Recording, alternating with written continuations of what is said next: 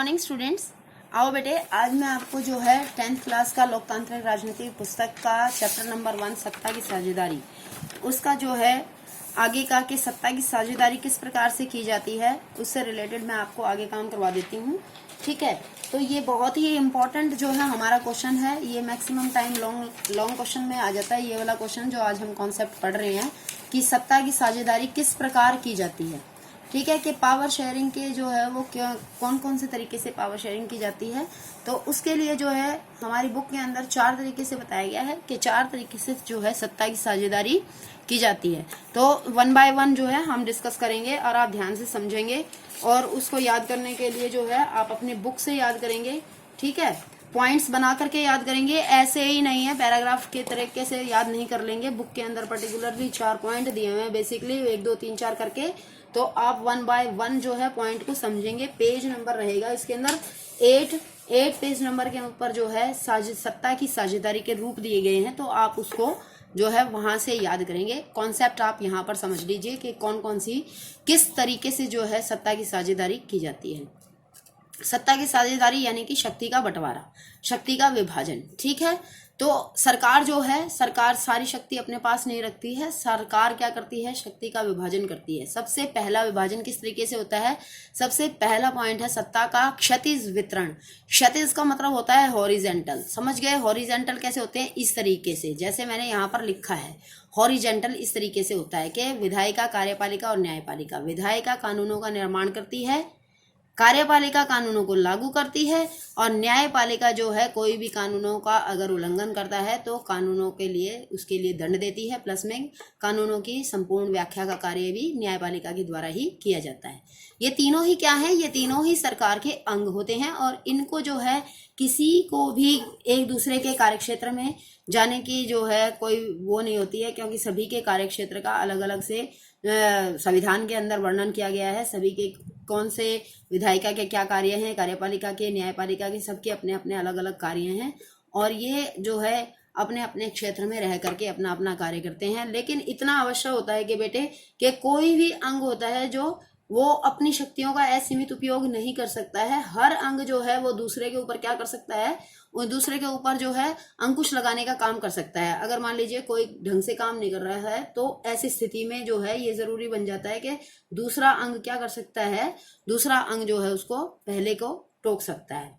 ठीक है, इस तरीके से होता है कि ये जो लोकतांत्रिक संस्थाएं होती हैं इन सब के अंदर ये बहुत ज्यादा जरूरी होता है कि सत्ता का इस तरीके से बंटवारा कर दिया जाए जिससे कि सभी अपने अपने कार्य क्षेत्र के अंदर रहें और सत्ता जो है सबके हाथ में भी रहे और वो अनियंत्रित भी ना हो और समान रूप से विभाजित भी रहे।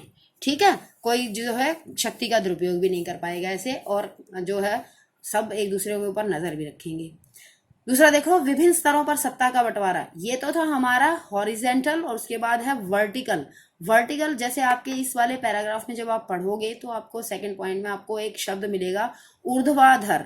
ऊर्ध्वाधर का मतलब ही ये होता है ऐसे इस तरीके से वर्टिकल शेप में यूं। ठीक है, के 1 2 3 कि सबसे ऊपर कौन है, सेकंड नंबर पे कौन है, थर्ड नंबर पे कौन है। ठीक है, तो यहाँ पर भी जो है संविधान के अंतर्गत ही सीधा शक्तियों का बंटवारा किया गया है। जैसे आपने बेल्जियम के मॉडल में पढ़ा था कि वहां पर भी जो है केंद्र सरकार है, राज्य सरकारें हैं और अलग से जो है ब्रुसेल्स के लिए अलग से गवर्नमेंट बनाई गई है।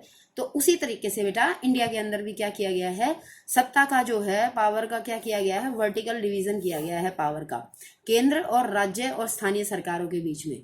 ठीक है, केंद्र नंबर 1 पे राज्य सरकारें जो सभी राज्यों के अंदर होती हैं। ठीक है, जो और उसके बाद तीसरी है स्थानीय सरकारें यानी कि लोकल गवर्नमेंट, जो आप सब बच्चों को पता है न्यायपालिका और ग्राम पंचायतों के रूप में कार्य करती हैं। ठीक है, ये सभी क्या है, ये सभी भी जो है अपने अपने कार्य क्षेत्र में अपने अपनी शक्ति का प्रयोग करते हुए देश को जो है सफलतापूर्वक आगे लेकर के जाने का काम करती है। तीसरा पॉइंट है सामाजिक समूहों के बीच, जैसे भाषाई समूह या धार्मिक समूह, इनके बीच में भी क्या होना चाहिए, इनके बीच में भी सत्ता का बंटवारा होना चाहिए।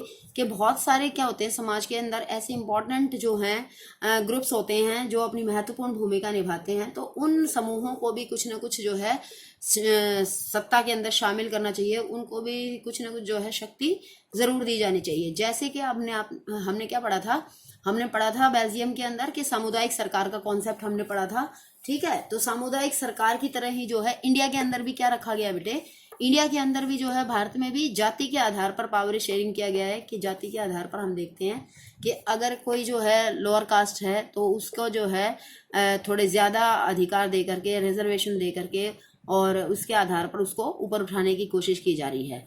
ठीक है। इसके अलावा जो समाज के अंदर महिलाएं हैं, अल्पसंख्यक हैं, तो उनको भी क्या किया जाता है, उनको भी जो है ये लोकसभा राज्यसभा तक में जो है उनको आरक्षण दिया गया है, विधानसभा में आरक्षण दिया गया है और सरकारी नौकरियों में भी आरक्षण दिया गया है, ताकि ये सब क्या कर सके, अपने जीवन का अधिकतम विकास कर सकें और ये भी जो है एक तरीके से सरकार के अंदर अपनी महत्वपूर्ण भूमिका निभाने योग्य बन सके।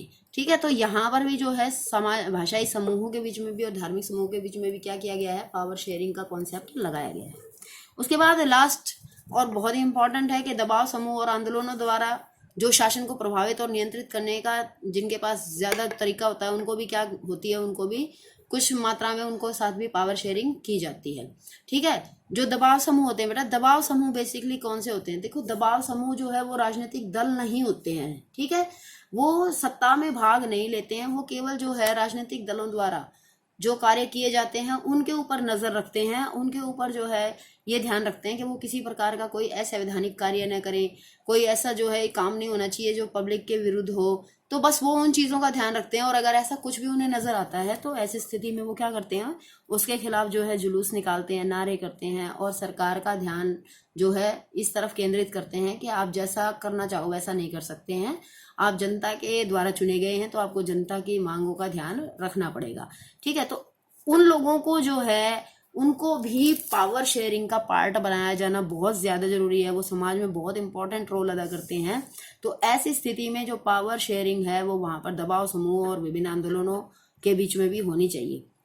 अगर मान लीजिए किसी भी, जैसे आप अक्सर सुनते रहते हैं अलग अलग राज्यों के अंदर क्या होता है कि राज्यों के अंदर जो है कभी किसी एक विशेष जो है राजनीतिक दल को बहुमत नहीं मिल पाता है, तो ऐसे में वहां पर क्या बन जाती है, मिलीजुली सरकार बन जाती है। तो मिलीजुली सरकार जो होती है वो इसी तरीके से पावर शेयरिंग का ही एक रूप है कि मिलीजुली सरकार, ये भी तो कह सकते हैं कि नहीं भाई जिसको सबसे ज्यादा वोट मिले हम उसी को केवल सरकार बनाने का मौका देंगे, लेकिन ऐसा नहीं है। सभी जो सबसे ज्यादा वोट की बात नहीं है यहाँ पर, जो है एक जो है बहुमत का नंबर होता है वो पूरा होना चाहिए, तो उसके बाद ही जो है वो सरकार बनाने का, उस राजनीतिक पार्टी को सरकार बनाने का चांस मिलता है।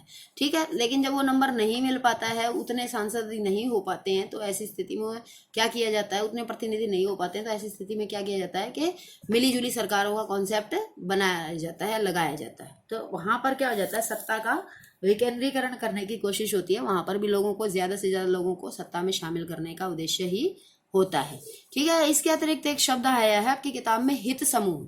तो हित समूह क्या होते हैं, हित समूह क्या होते हैं बेटा, समाज के अंदर देखो बहुत सारे अलग अलग प्रोफेशनल जो है बहुत सारे अलग अलग प्रोफेशनल ग्रुप्स हैं, बहुत सारे अलग अलग जो है प्रोफेशंस हैं। उन प्रोफेशंस से रिलेटेड लोग क्या करते हैं, अपने अपने हितों को, अपनी मांगों को सरकार तक पहुंचाने के लिए अपने अपने ग्रुप्स बना लेते हैं। जैसे डॉक्टर्स का अपना ग्रुप होता है, व्यापारियों का अपना ग्रुप होता है, बिजनेसमैन का अपना ग्रुप होता है, स्टूडेंट्स का इवन देन अपना ग्रुप होता है, यहाँ तक कि महिलाएं भी अपना अलग से ग्रुप बना लेती हैं। तो वो सब हित समूह होते हैं, वो किसी एक विशेष पर्टिकुलर ग्रुप की हित की बात करते हैं और उस बात को कहाँ तक लेकर जाते हैं, गवर्नमेंट तक लेके जाते हैं, अपने हितों को गवर्नमेंट तक पहुंचाना, ताकि जो है गवर्नमेंट उनके ऊपर विचार कर सके और उनके लिए कुछ अच्छी योजनाएं समाज के अंदर लेके आ सके।